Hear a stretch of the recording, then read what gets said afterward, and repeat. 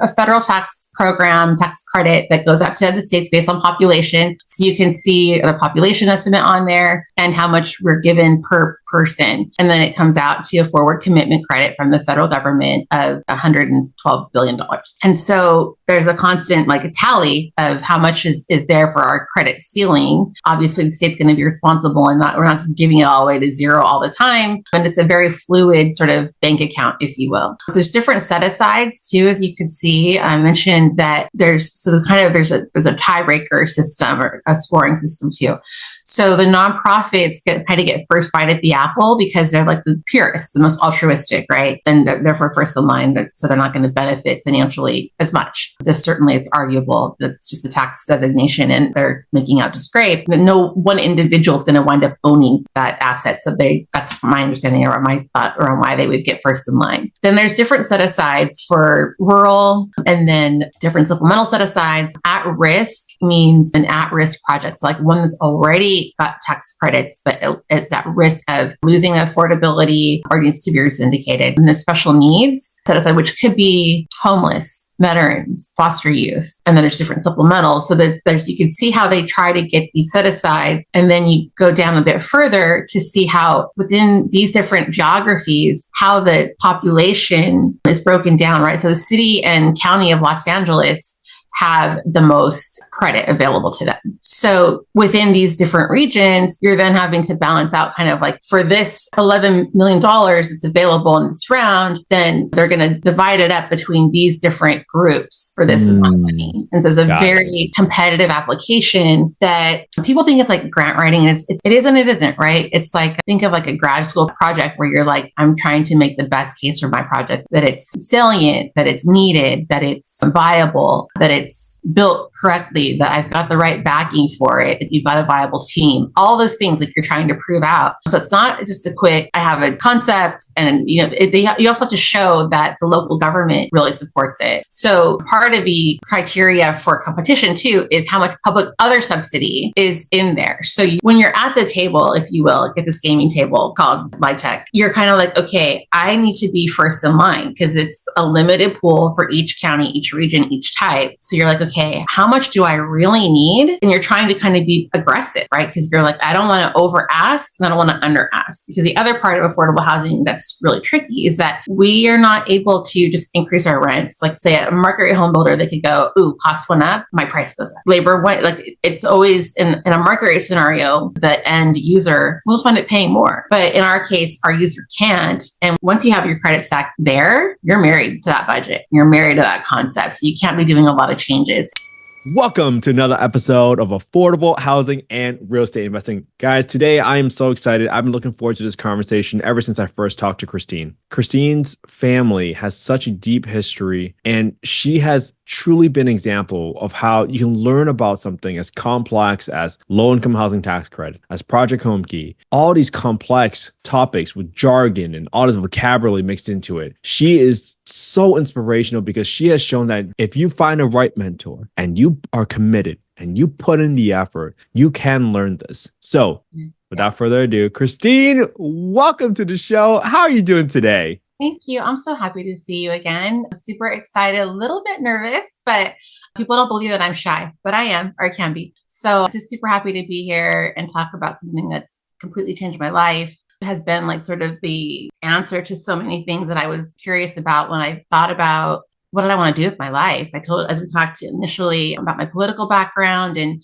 wanting to see my neighborhood that was one of the first in Orange County that was Latino owned. My family came to farm working in Orange County when it was still Orange Groves. And our neighborhood was like the Mexican neighborhood, segregated Mexican school. My grandfather built our home by hand, and it's very evident. My mom still lives there. Well, she lives next door to the house that we grew up in. She married the guy next door. But so we're very close to our neighborhood. But I was always kind of like, especially as I got older and I could drive and I could see the rest of Orange County. And I was like, wow, like Irvine, Newport, South Orange County, like they just don't look like this. There's no bus warehouse in the middle of a Newport Beach neighborhood.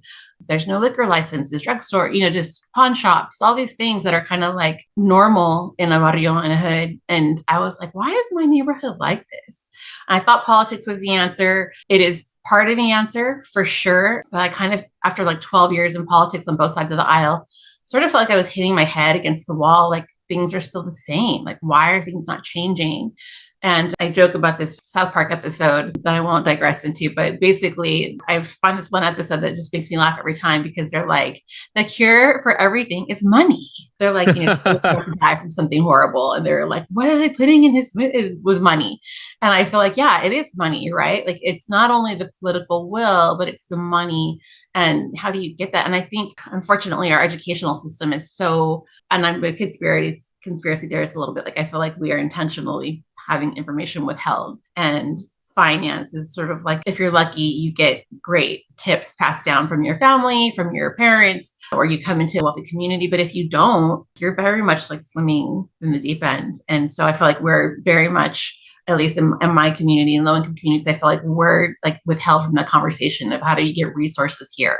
And it's just like, you wind up being the workers, you wind up being the hood. And it's very frustrating. So I had the amazing fortune of meeting a gentleman named Henry Cisneros, who was our former HUD secretary in 2004, wanted to work for him, had zero finance background. I wanted to work for him or Magic Johnson because I was seeing them doing amazing things in communities. The word like urban infill was and smart growth were kind of buzzwords in '04. I was like, yes, that's it. Yes. How are we getting brand name movie theaters and new housing put in these low income communities? And I was like, yeah, that's what I want to do.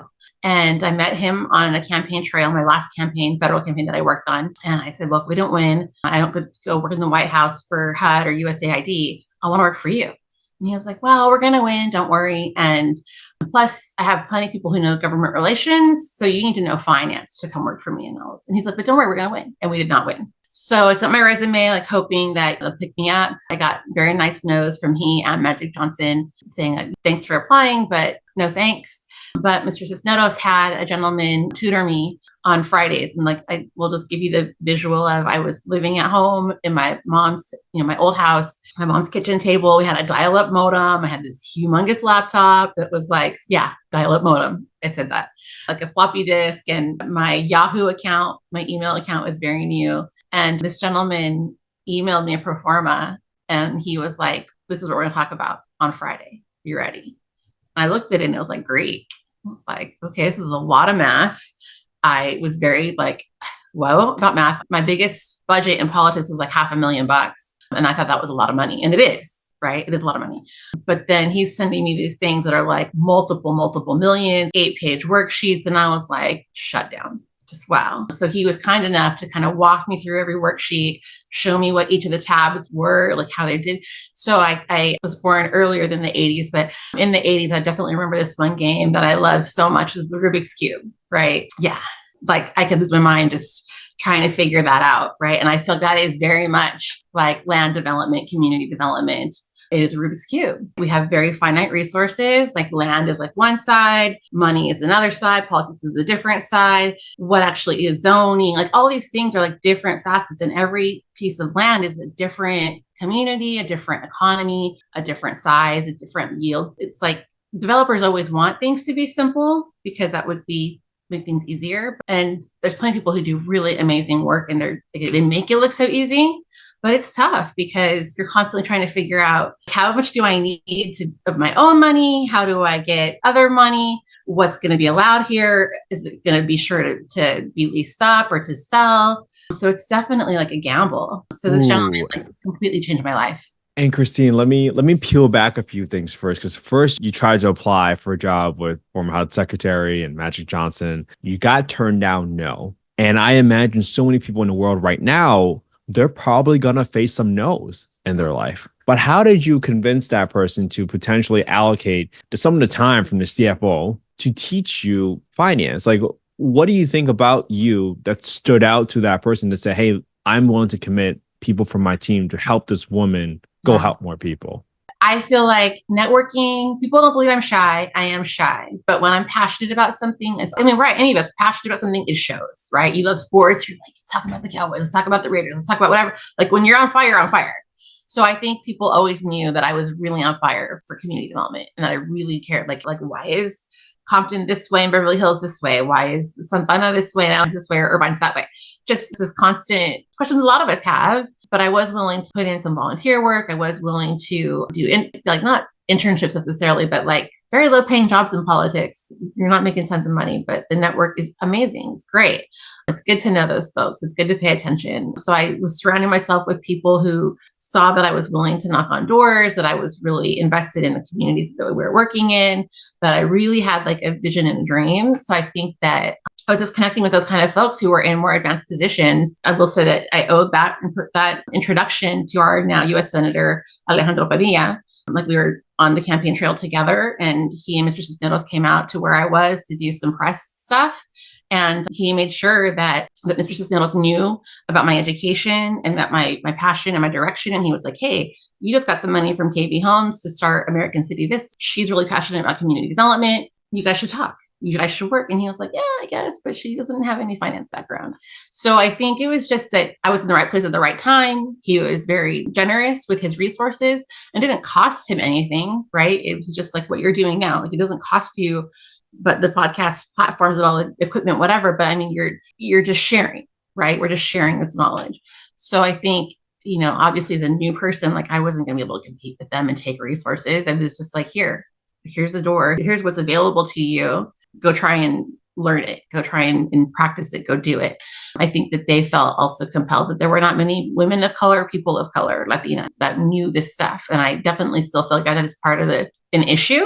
We're definitely growing. I love to see other Latinas that are in development, and it's awesome. But that was part of it. I also think now with the invention of the internet, I mean, that year was like, I was doing the Democratic National Convention, and that year was the first year they had the Internet Alley.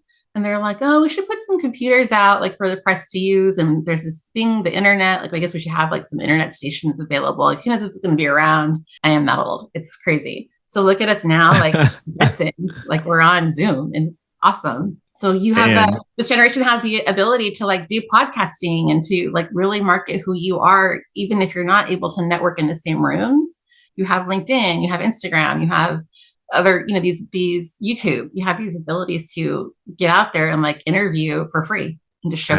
I love how relatable you are, Christine, first and foremost. And I love how down to earth you are, because you can really provide tactical examples for people to show that they know that it's possible. And I want to really just hammer home, and what I heard from your story is the brand that you built for yourself, Christine, the work ethics, the standards, the passion that you had about community development was all there. So when the opportunity came for you to be introduced to somebody, it wasn't luck. It was when the opportunity met all the preparation, all those doors that you knocked. That's how you got there. And I think what I want the audience to take away from your story today is I don't care about what your reputation was the day before today. What you can do is start establishing a new reputation today or tomorrow, and start establishing who you are by the actions that you take every single day, not just by talking the talk, but actually walking the walk, so that you can build that brand, build that reputation for yourself, that you truly care about housing. You truly care about your community. Because that's exactly what Christine did.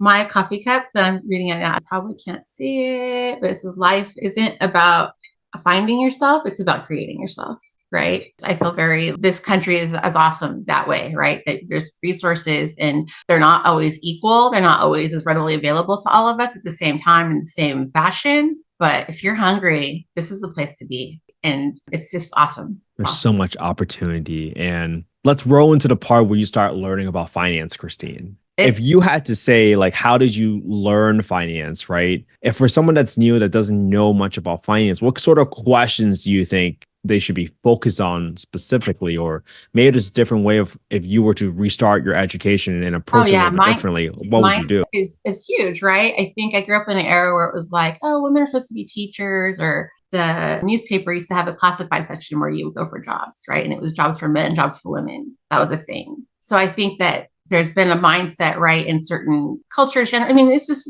history. We're advancing, right? But certain mindsets around math, around finance are just like, it's not for me. I'm not capable. I don't deserve it. We're not worthy. Our community doesn't have it. This is just how it is. So I think part of it is always looking at your mindset and seeing like, okay, what's my part in this issue? Where am I holding myself back? And for me, gosh, for like a solid 8 years in the beginning, it was, I mean, I still, to be really honest, Excel's not my first language. Finance is not my first language. Like I love people. I love community. I can get in and help you figure out like how to get a crowd together or a press conference. Those kind of things are like easy, done. But financing was not my first passion. So just get over it, right? If I had to go back and tell myself to save myself some pain, right? Like just get over it, just get into it, believe in yourself that you're capable of learning anything. I'm overslept. But yeah, I think that's like the biggest part of the first hurdle, right? Is just believing that you can do it and then being hungry enough to get in there. And that gentleman was really kind to kind of like walk me through it a little bit. Here's Friday, you and I had an hour with him. He's like, what did you think? Okay, now try changing the rents on it. Try changing your development budget. Try changing your rate. Like what things are changing? What are you noticing about what's different? How does it affect your gap? And just be curious. I think it's hard when you're like, if you're trying to fight for your life, like in terms of surviving to pay your rent, those kind of things. Sometimes we don't have the energy to be curious or the luxury of time. But I think again, when you're hungry, like you're just going to like find the time. You're going to make the time. So I think just recognizing what your weaknesses are, where your blind spots are, and then just kind of putting some time in to focus on them. There's plenty of people in this industry who are fabulous at underwriting, making pro formas. I'm fine now. I don't ever want to build a car from scratch. I will go to someone like I want a Ferrari and that would be great. Help me with this. So I know who to go to now to get, help, but you have to be able to read these things. You have to be able to understand the flow of funds and the money and all the things. So be patient. I think in our instant gratification society, people want like an app. I had a boss once who was, just tell me what cells to change. It's like, well, they're all kind of related. So it's like it's not, I mean, maybe someone will make an app and I'll just, there wasn't an app for a pro forma. Maybe AI is going to change that. I don't know. But for now, it's like, you really got to understand. And I'm excited at understanding. Yeah. And I love how you talked about the questions that your teacher kind of asked you, like, hey, when you change these rents, what happens to the rest? When you change the interest rates? And I really harp on that all the time. I mean, I go live underwriting Section 8 single family homes every day. It's just super straightforward. But we have to understand, why are we changing the cell? What are these scenarios causing? Why is this a deal, quote unquote? So you went from not knowing any finance to going straight into underwriting a LIHTC deal. Like that blows my mind. That's going from 0 to 100 really quick. Right. So fire hose. Let's set the foundation a little bit, Christine. What is the low income housing tax credit program and why is it so important for people to understand this program? It's amazing. So thanks capitalism. I guess it was originated like around 1984. It is section IRS tax code 142 of the tax code. Find an attorney who can help you figure out all that part of it. That's a whole different category of job, but very important. It is, again, like I think about just simplifying things, like development is a Rubik's Cube. I feel like LIHTC is very much like, I don't gamble much because I feel like at LIHTC, you're kind of like at a table trying to figure out like your hand. So it's a federal subsidy that comes out to the states based on population. It's a way for the government to basically kind of pair the tax burden of huge corporations who wind up becoming investors or saying, okay, instead of me paying a ton of taxes, I'm going to buy these credits for a certain price. And then that's going to help offset my tax obligation. So it's like kind of instead of paying taxes or putting it in for something good, and it winds up going to, but it's not just as simple as like you call, Edison and be like, hey, I want you to buy some tax credits. There's a system, right? It's never, if it was easy, everybody would do it. So it is a very esoteric, it's like a unicorn source of funds. It's responsible for 60% of your capital stack in affordable housing development cases. When you're talking about the way you're looking at bond financing and just how your approach is, to me, I was like, wow, it's so awesome that you have a whole different way of looking at what's possible. And that's amazing. I do still feel like you found the cure for cancer and that you're like running very fast. You're amazing. But tax credits are really helpful, right? And it's been like kind of the recipe that a lot of these big developers have been using since the 80s. And once you get into it and you know it, and it's hard to get into. Trust me, I've been trying for a minute as my own developer, but once you get in there, then you can start applying. But it is very much an uphill battle. And I understand why, because it's a public subsidy, right? Like you have to be capable of doing it, be responsible with it. So when you're looking at the sort of the scope of it all, I'm going to put this up and just show you. Yeah, let's do it. And while you're bringing that up, I would love for you to talk to the audience about just conceptually, how does it all work? Or we keep hearing the word tax credits. Like how do tax credits get turned into money that can be used to build an affordable housing development?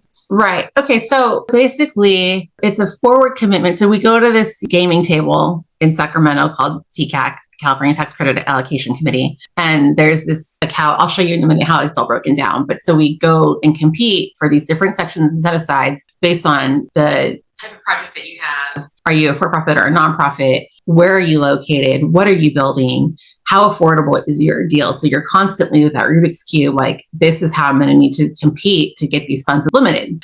So the state puts out these credits, and then the private market, you go out and you can basically bid them out to different syndicators or investors to buy them at a competitive rate. So when I started in 2004, the market was starting to kind of get wonky, right? Like rates were pretty high. I think at that time rates were like around 8%, 7.5%, kind of like familiar, right?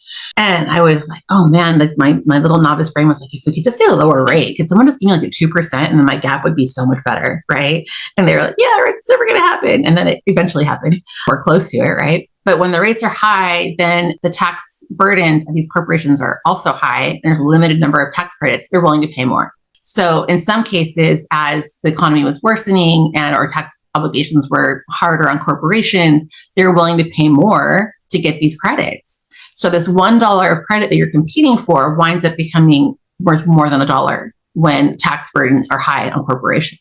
So if they have an appetite for them and they need these write-offs, then they're going to pay you more. I think the most I've ever seen personally is like $1.25. So imagine, like, that's a good chunk more. That's crazy. Yeah. But sometimes when the obligations aren't there and the economy is softer, or if the market is softer, because there's certain places, right? I mean, so you still have to have a good investment. You still have to have, like, know that it's a competitive project and the developer is going to be able to perform for at least 15 years or 55 years for the longevity of the project. It's a relationship that you're building with that investor where you're giving them a K1 every year and saying, I'm performing like I said I would, and here's the losses. Like, your forward commitment, they're going to give a K1 scheduled to the investor to show for the taxes. Ooh, Christine, let me ask you this. I'm always trying to get better at explaining LIHTC because it's always complicated, right? Because there's so many different steps in it. Yeah. I try to use like a very simple example of, hey, if I know Christine she's going to owe more than $100 of taxes on her tax return next year, and I have $100 of tax credits, Christine might pay me $85 today so that she can take my $100 tax credit. So she automatically makes that $15 difference, right? Between what she's paying me, $85 for my $100 tax credit that she can apply to her tax return next year. Right. And she's going to get back to $400. I'm going to take that $85 today and use that to build my apartment building. Exactly. Would you change that analogy in any way? Is there a better way to explain it? I'm always looking for better. No, it's great. It's great. I think, although it's just to be clear that it's not always that they're making out there's a profit in there it's usually for the developer because they're coming from nothing to get this tax credit and the real money. But sometimes, the investors really just want the loss because they're paying so much in taxes. They're just like, well, okay, let me put it to public good. Yeah, but I think it's exactly spot on. Wow, I love that. Thank you so much for validating, because sometimes I have to come up with my own scenarios in my own head so that I can digest the information. Yeah, make it simple. I'm glad that. So we just talked about all those different examples about why LIHTC. So you talked about the California State Allocation Plan.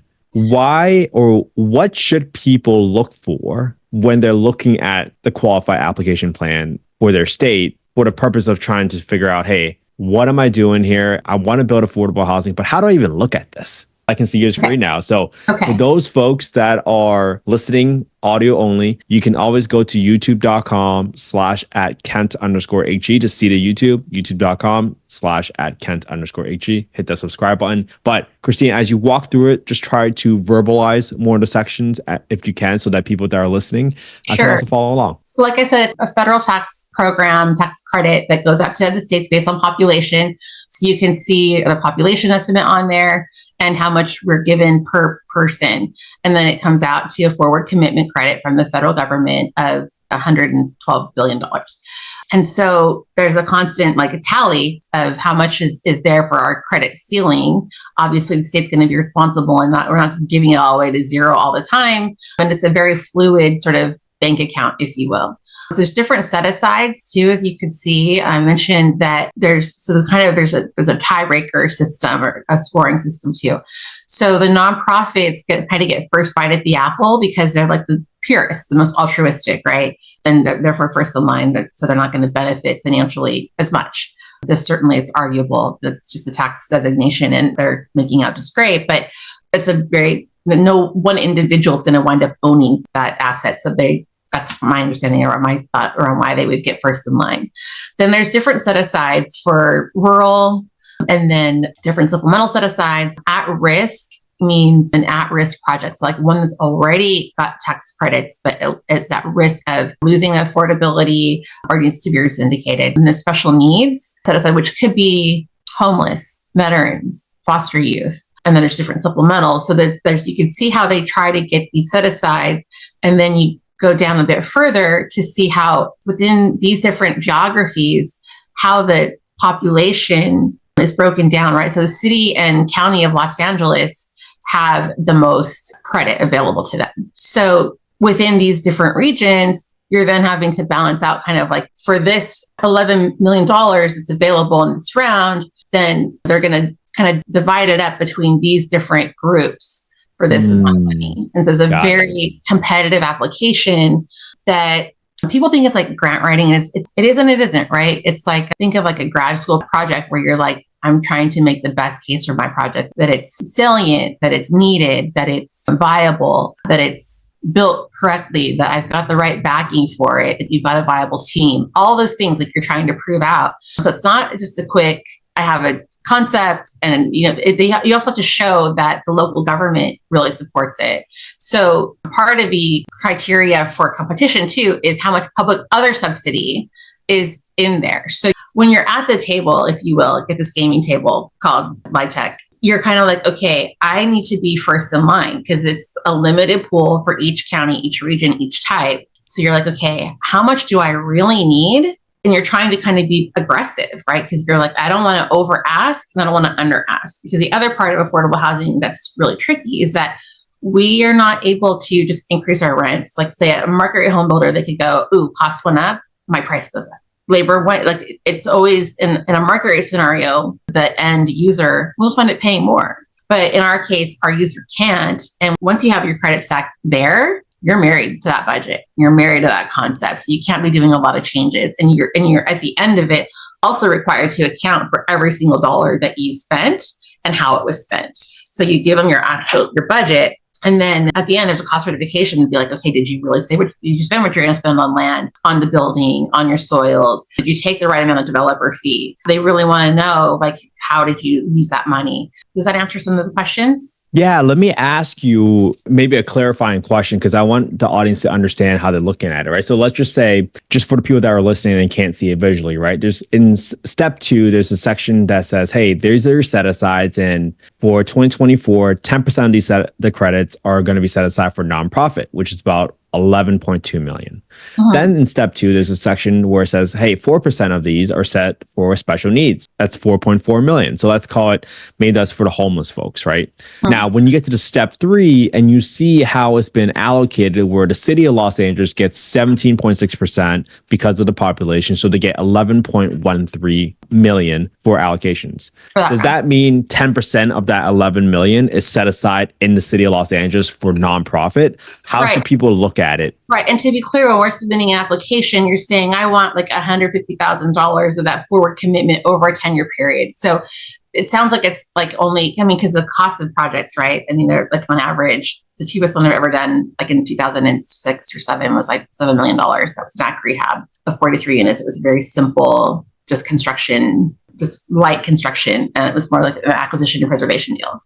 But generally, we're seeing projects that are like up to 35, 50, over 100 million, 150 million. So this would still seem small, right? I know people are like, it's US Bank has 63 million. And I'm like, that's one project maybe in LA or something. So it's like, it's a forward commitment. So you're asking for an ongoing commitment. And this is how much in this particular round. So a lot of deals will get funded, but not all the deals. I also wanted to say too, that it's not just that nonprofits can apply for this. For-profits do too. There's plenty of for-profit companies that are great at doing this. They've got their own efficiencies. Some of the nonprofits do. They have architects and GCs in-house, but the for-profits generally, well, they always are required to partner with a nonprofit to be competitive. So in some ways, it's your advantage if you're a nonprofit. But again, if you want to maintain that ownership at the end, so like some of these resources will be owned by families, and it's that in their trust or something like that. So that's just the difference. But it's still, as long as it's 100% affordable, or the majority of it's affordable, but for tax credits, it have to be 100, then you're fine to be able to get the subsidy, because what you're doing is for a public benefit, just like your bonds. Yeah. Got it. So is it better to view the set-asides in step 2 more of as just a preferential type of cadence where, hey, if you're a nonprofit, you get more points. If you're helping the homeless, you get more points? Is that how people should think of this diagram when they're looking at this? Right. And again, back to that Rubik's Cube, it's like every year, when I started in this in 2004, the homeless situation was like very different, right? I believe it was Arnold Schwarzenegger, who might have been the governor at that time, was not horrible against homeless. Like, I think he was interested, but the resources were not there then they are now. And certainly the public wasn't really as, like, I remember we would go to public hearings and it was like, you better run your car, because people did not want you in their neighborhood. And now it's like, we're heroes. Like, we're saving the country, we're saving people. Now it's like a very different dynamic.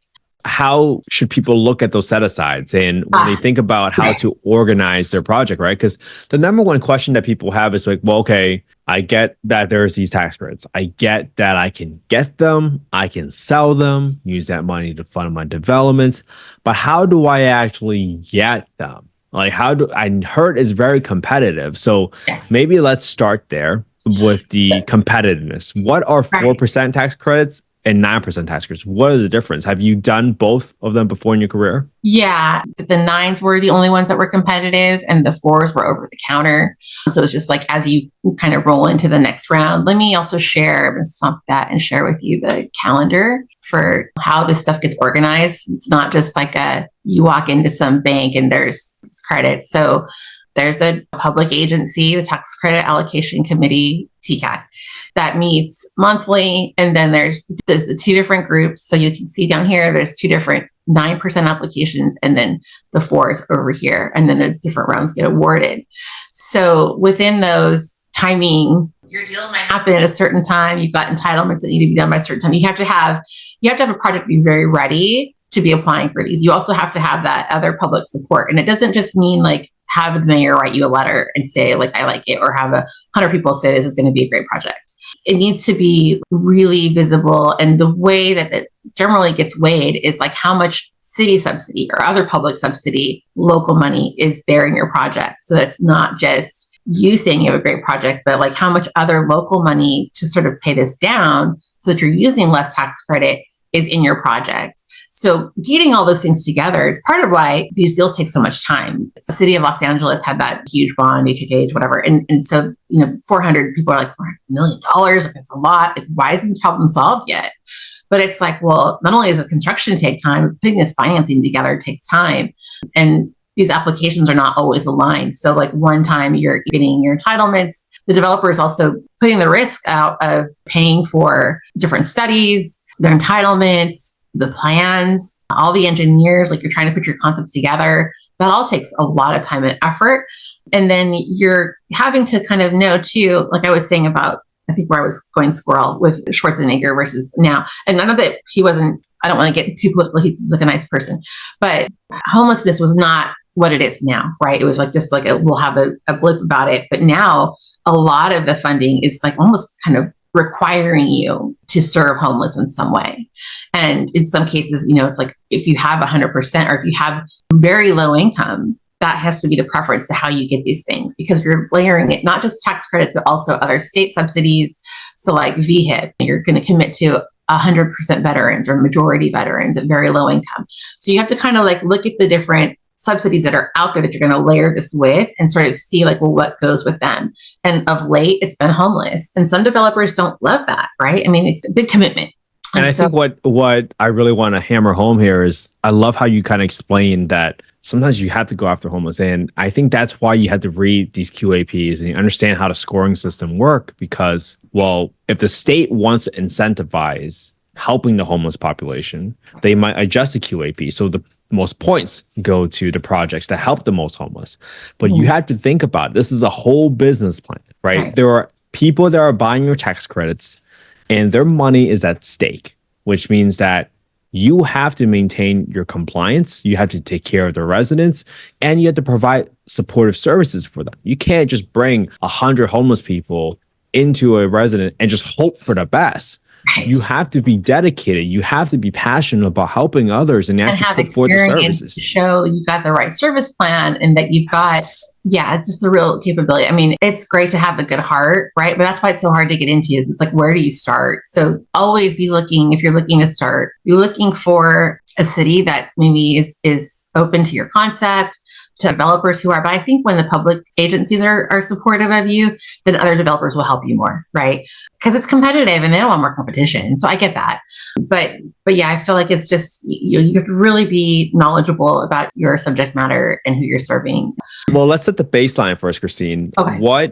How many LIHTC projects or units have you helped put together deals with first? And what have you learned from that process? Like, where do people typically fail, not getting every deal has hair, whether it's a small deal. I mean, if it's a duplex, right? It's a risk. It's a financial risk. I've done about 1,500 units over the 20 years. I feel like it's totally not enough. I would love to do more, but they take a long time. So my hat's off to successful developers because they make it look easy, and it gets easier as you do more. And that's why some of them prefer to just I just do senior, I just do large family. There's some who are really passionate. Like my hat's really, really off to the ones who are doing homeless, because that's hard. It's really hard to have that as an ongoing project. I guess there's just so many facets around it. And I would just tell people to be patient and to really, I feel like you're the kind of person that would look at every project and be like, you want to postmark what was great, what went wrong. Every deal has hair. You could be building the same building you built, and a lot of developers will use the same architect and they want the same plans. And even if you had that same exact building type, it could still be challenging because there's a different public agency. Like they want a different look, a different vibe about it, different facade. They want different setbacks. They want different lands and something. Or it could just be that the market is challenging, which, you could build the same thing now or 3 years from now. The costs are going to be so different. So yeah, there's just no easy answer for that, Kent. Unfortunately, I feel like it's just no. In the beginning, I was such a cheerleader. I was a cheerleader in high school. I feel like that's definitely part of my personality, but so optimistic, right? And now the Virgo in me is out. I'm so critical. So it's not going to work. It's not going to work. Here's why. But when you get enough of the right people at the table to challenge one another, you're on your team, you need people who are going to challenge you to be should we really be doing this low affordability level? Are we doing enough affordability? Are we building the right product type? Are we building it where the community wants it? Are we doing the right services? You need to have a team that you can really count on in your development squad, your architect, your GC, all those folks. So it's really important to surround yourself with companies and people who are as invested in your projects as you are. Yeah, and I love how you talked about you got to rely on the team, because there's going to be problems no matter what, right? No matter what you do, what project you do. And obviously, this is not investment advice. We're not soliciting any investments on this call. But you're going to want to understand that there is real risk in these projects. You can get a property, a parcel of land, under site control, spend all this money on architectural fees, engineering fees, environmental studies, market studies, blah, blah, blah, all these third-party reports that you have to do as part of your due diligence. And if you were only depending on the low-income housing tax credit to fund your deal, there is definitely a chance that you might not get awarded for those tax credits. Yeah. And that could be money your entitlement. You could lose your entitlements for sure. We have like, that's a whole other thing, like the process of getting them and like your concepts, the DDAs. But yeah, some folks, if you get one of the things, especially in the early days, there's still RFPs out for land. Back in my early days, I was answering a lot of RFPs and competing for public land. Obviously, land is becoming a limited resource. So we talked about understanding LIHTC at a very basic foundational, right? You just showed us who's eligible to receive them, how are they allocated. We talked about the benefits on how you can use tax credits to fund your gap and your equity stack. And LIHTC sounds great, but we just started talking about the limitations. So let's pick up that, right? We said, hey, there is still a chance you can get denied for it. What other challenges or problems are there with using LIHTC that you know about that you can share with the audience? Because it can't just be all gravy. No, it's not all gravy. I just want to point out from a policy perspective too, what I find so interesting, right? And it's great because certain jurisdictions really do. The city of LA is like in San Francisco, have especially been like heroic around their willingness to address the homelessness situation. And they've been dealing with it in mass for a long time. Like, right, Skid Row did not just happen overnight. So definitely it's, warranted to have resources there. But I used to have this one boss that would say, okay, I want you to go find, I love acquisitions. So in my real estate practice, it's definitely, I love to, represent developers and, who are wanting to look for new deals to buy. So he was like, okay, go look for like a 3-acre site that's flat, environmentally clean, and zoned for affordable. And I was like, bro, I'd like to be married to the rock, but like in LA City, 3 acres, like, come on, that's tough. So I feel like there's kind of a misalignment. You look at like where, say, the land is, like Inland Empire, Central Valley, like those are regions where land costs are lower, but you have less credits available. And also compounded by the fact that these investors, they want to be in strong markets. They want to put their money in an investment where they know there's never going to be a huge vacancy. Because even though, as you guys mentioned, like in some of your podcasts I've listened to, sometimes your low income rate is really close to market. So it's like, well, if your property winds up being, even though you're affordable, but you like later on, you wind up struggling because your rent is so close to market rent, people be like, I don't want to live there. I'll go live over here. And so they look at that market and they're like, well, I'm not going to give you as great of a price for your credit as I would say in city of LA or San Francisco or San Diego, like these stronger markets. So I feel like it's kind of frustrating that communities that are historically a little more impoverished have less resources, but yet they have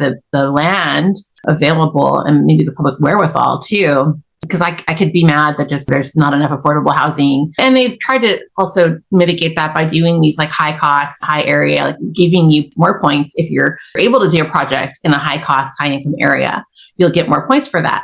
But it's like kind of too little too late, because it's like, well, now there's like coastal commission preservations around wetlands and wildlands. And I'm not saying that's wrong, but I'm just saying like, man, it's frustrating that like if you want to be living in affordable housing in Santa Monica, land is so tight there, like where are you going to go? So that's just one of my rants. Is it fair to say that $1 of tax credit that gets awarded in the city of LA is not equal to $1 of tax credit in, let's say, the Inland Empire, because it's still on a marketplace? So people are pricing the value of those tax credits a little bit differently. Is that fair to say? Yes. And maybe an equity investor would challenge me on that. So feel free to reach out to one and ask them how did their allocation of what they're willing to buy. But my experience has also been that they're also looking just as much as a developer too. So they're saying like, okay, if you're, say, a bridge housing going into one of these markets, well, they're going to be probably the first in line to get the best pricing in the IE or Central California. Whereas if you're a new developer in one of these markets, it's even more challenging.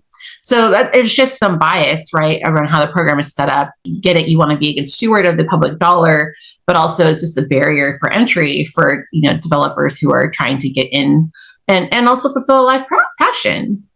It's not just the big dogs that want to help solve the problem. Those of us have also come from it, also want to too. And I'm not saying that the folks who are big dogs haven't experienced they have their own passion and their own reasons why they're doing it. It's not just about the money for many of them. I mean, I've worked for some really great organizations that are super passionate about what they're doing, and they could be doing anything else if they're doing this. So I can be very cynical, but it is challenging for sure. Well, for people that want to help and they want to play a role in solving for the affordable housing problem and obviously, if you're a brand new person, you're on your own right now and you're trying to make an impact, it's going to be hard for you to get some of these LIHTC credits. Do you have any advice for people that want to make an impact, but they just don't know where to start? How might you recommend for them to say, bring value to a LIHTC developer? What are your thoughts there? Yeah, certainly. If you've got property, like maybe your family is lucky to have some property in it's of a decent size in a right community. The other part I didn't even touch on was how the scoring works within the tax credit program. So there's like transit orientation, there's affordability levels, there's are you by a school, a park, all these things. So all those things add up to part of your score too. So if you if you have a great site, start there. Like possessions sometimes is a lot, right? So if you have a site, like call me and say, okay, ideally developers want to do like, I'd say at least an acre. That's probably even a lot of them would turn that down because they usually want to yield about 75 units to 150 units. It's a big property, right? It's just as hard to do a small one as the large one, but the economies of scale get better as they get bigger. So the preference, especially for the big dogs, is to go bigger. What's the other part too is that there's like certain minimums for where you get viable with these deals. So for tax credits, you probably need to be at least 50 units anyways. So there's that. But if you want to get started, I would say if you have land, do that. If you've got a city that maybe you're beyond the planning commission, run for city council, like try to engage in the policies that are your local body, like make sure that in your city's general plan, there's the right kind of affordable housing, talk to your neighbors and ask questions like, why can't we have that here? Not only housing, but like, why don't we have, this morning I was in Inglewood and I was like, why can't I find a Starbucks on Crenshaw? Like I was on the wrong part of Crenshaw, I guess. So ask those tough questions of your local body and corporations too. It's not easy. I don't always advocate for like being annoying, but ask the questions and also advocate for what you want. And Christine, I want to make sure I set aside a little bit of time of today's podcast to talk about your business and how you help clients. Can you describe a little bit about the types of projects that you're helping clients with right now? And let's go there because I wanted to lead into what opportunities should the audience bring to you if they were to stumble upon an opportunity that might fit what you and your clients are looking for? Well, so I've branched out from just affordable to just commercial real estate. So I still have a dream. Like I would love to develop foster youth housing on my own. And hopefully that'll happen sooner than later. But in the meantime, like I feel like have these great skills and understanding real estate at the macro levels. So I'm kind of picky about who my clients are. I prefer that they're sort of like nonprofits or organizations that I love and trust. But certainly also just, I love generational wealth concepts and like helping developers who are women, minorities, kind of find that right spot. And you don't have to do everything so huge. If you've got some money or you've got some property and you need to reposition it, I'm open to doing that. I have a team that helps me with Orange County, Inland Empire, Los Angeles County, and San Diego County. So we cover a good amount of turf in Southern California. They'll bring me deals or they'll say like, hey, someone has this for sale or developer will come to me and say, hey, I want to look for a property in San Diego County. Find me something that will work and I'll look for things that are off market. Since I know what to look for, what these developers want, I kind of know how to find the deals, find the ownership, talk to the owners and see like, okay, are you willing to sell? So that's become kind of a new skill set, has been honed, which is awesome. But, I'm pretty open. I'm also helping like small businesses that are expanding franchises. So just like this one taqueria chain in Santa Ana that's well known. They want to grow into other parts of Orange County and into San Diego and LA. So fun. Like, yes, I'd love to help you grow. Just came, like I said to you earlier, from a hotel owners conference for Latino hotel owners. And there's another one for African American hotel owners. So just really wanting to help people who are sort of in the right sphere, just sort of connect with them and figure out how to leverage resources. Well, I love that. And it sounds like you gave an example earlier of, hey, if you have land, that's a great start. Or maybe you have access to land or someone that has land and that you can potentially say, hey, I want to do some affordable housing here. Would you be open to letting me explore that with someone like Christine? And all of a sudden you get an option contract on it. Now you have some site control. Now you might be able to explore what you can do with that land. So I want people to understand that this is very open, it's very creative. having someone like Christine that has that affordable housing experience, but also a wide network of people in commercial real estate, that's going to be really important to add to your network. And more importantly, learn how to bring value to people that are more experienced. So, Christine, it sounds like people can bring you land, they can bring you commercial opportunities. That might be hotels, motels, it might be retail malls, and you might have a buyer or a developer for those opportunities, I'm assuming. Yeah, so I'm constantly looking for like shopping centers or things where I feel like they can be repositioned. I went to this hotel conference and there was, there was only one guy there that was really like open to losing hotels to housing, but he, several of them. So great, let's talk about that. So it's just neat to be able to kind of like sift through the crates a little bit quicker and kind of see like, okay, what could we do here or there? It's definitely been a blessing these last 20 years to kind of have the experience that I've had to work with who I worked with. All the deal challenges have been great. So just you gotta walk through the fire sometimes, and then hopefully you just continue to grow. Well, I love how creative you are, especially just repositioning hotels to housing. I mean, that's a great idea. Much, much lower initial outset costs for those types of projects. So, Christine, for people that want to reach out to you or find out more about your business, how can they get in touch with you? Oh, I'll share with you my email, but it's christine.villegas@expcommercial.com.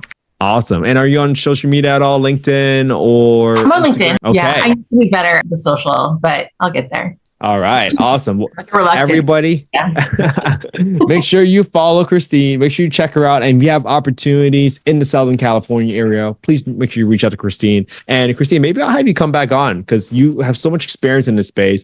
Maybe we can go a detailed deep dive next time into like the point scoring system and what does it mean? That could be really, really great, Katero. Or maybe we can have you walk through a pro forma so that people actually understand how does Christine look at a deal for LIHTC purposes. I think that would be amazing. Yeah, let me see if I can find one that a client would let me share or an old employer would let me share. Yeah, or maybe you could say like, hey, I have a site I'm looking at. We could talk about why it would or wouldn't work. Thank you so much for coming on. Amazing. I can't wait. So, Christine, thank you so much for coming on to the podcast. I'm so grateful for people like you. Without people like you, I would have never had the home I grew up in. I mean, being part of 1,500 units in the LIHTC program, I know that wasn't any light work, to say the least. So thank you so much for what you do. And thank you for coming on the podcast today. I'm so happy I met you. Oh, thank you. Me too. I can't wait to see you in person. All right. And we are out.